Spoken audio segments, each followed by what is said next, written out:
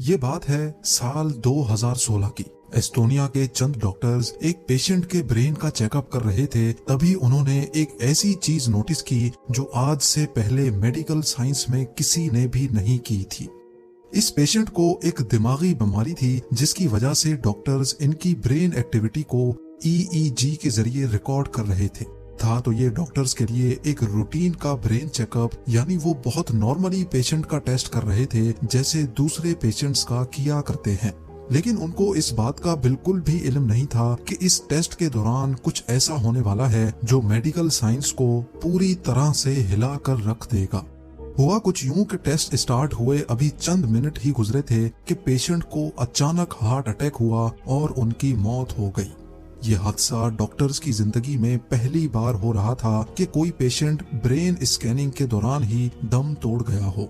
Doctors को अब पूरा यकीन हो चुका था कि पेशेंट की मौत के वक्त उसके दिमाग में जो कुछ भी चल रहा होगा वो इस टेस्ट में भी जरूर रिकॉर्ड होगा। और हुआ भी कुछ ऐसा ही। पेशेंट की मौत से पहले और उसके बाद भी उसका दिमाग जो कुछ सोच रहा था वो सब कुछ इस टेस्ट में रिकॉर्ड हुआ।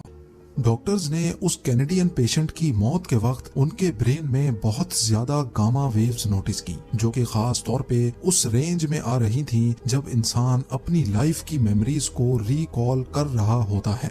इससे पहले भी साइंसदानों ने मरते वक्त लोगों की ब्रेन एक्टिविटी को नोटिस करने की कोशिश की थी, लेकिन वो पूरी तरह उनको रिकॉर्ड नहीं कर पाए। लेकिन इस कैनेडियन पेशेंट के केस में मौत से पहले और हत्ता के मौत के बाद भी चंद मिनटों तक इनकी जिंदगी की अच्छी और बुरी यादें इनके सामने आई थी। डॉक्टर्स और साइंटिस्ट ने मरने वाले पेशेंट की गामा वेव्स को 2016 से 2022 तक यानी पूरे 5 सालों तक अच्छी तरह स्टडी किया और फिर ये रिजल्ट निकाला कि मरते वक्त इंसान अपने लाइफ इवेंट्स को याद कर रहा होता है। डॉक्टर्स और रिसर्चर्स की इस फाइंडिंग का कोई ठोस सबूत तो नहीं है, लेकिन इनकी फाइंडिंग को साबित करने के लिए उन पेशेंट से भी राब्ता किया गया जो किसी बीमारी की वजह से मरते मरते बचे थे, या फिर कुछ ऐसे पेशेंट्स जिनको लास्ट मोमेंट पे हॉस्पिटल पहुंचाकर उनकी जान बचा दी जाती है।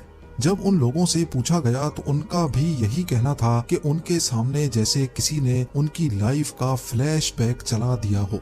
ये एक्सपीरियंस किसी एक दो लोगों ने फेस नहीं किया, बल्कि कई लोगों ने इसी किस्म का जवाब दिया था।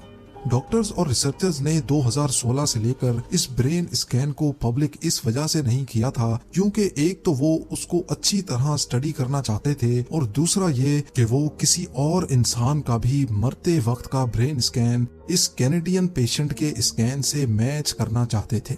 लेकिन ताहाल वो इस काम में नाकाम ही रहे।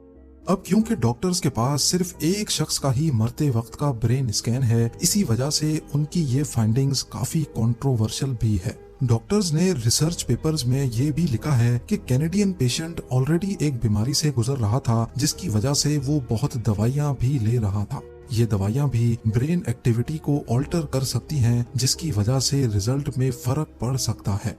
लेकिन बहरहाल इस बात के काफी ज्यादा चांसेस हैं कि जब इंसान मर रहा होता है तो उसके सामने उसकी पूरी जिंदगी का एक फ्लैशबैक चलता है। और अगर ये सच है तो जिसने अपनी जिंदगी में अच्छे काम किए होंगे, मरते वक्त उसके सामने वैसी ही चीजें रिपीट होंगी। और जाहिर है जिसने बुरे कामों का रास्ता चुना होगा उसके सामने फ्लैशबैक भी वैसा ही। डॉक्टर्स की इस प्योर साइंटिफिक रिसर्च के बारे में आपका क्या ख्याल है, मुझे कमेंट सेक्शन में जरूर बताइएगा। उम्मीद है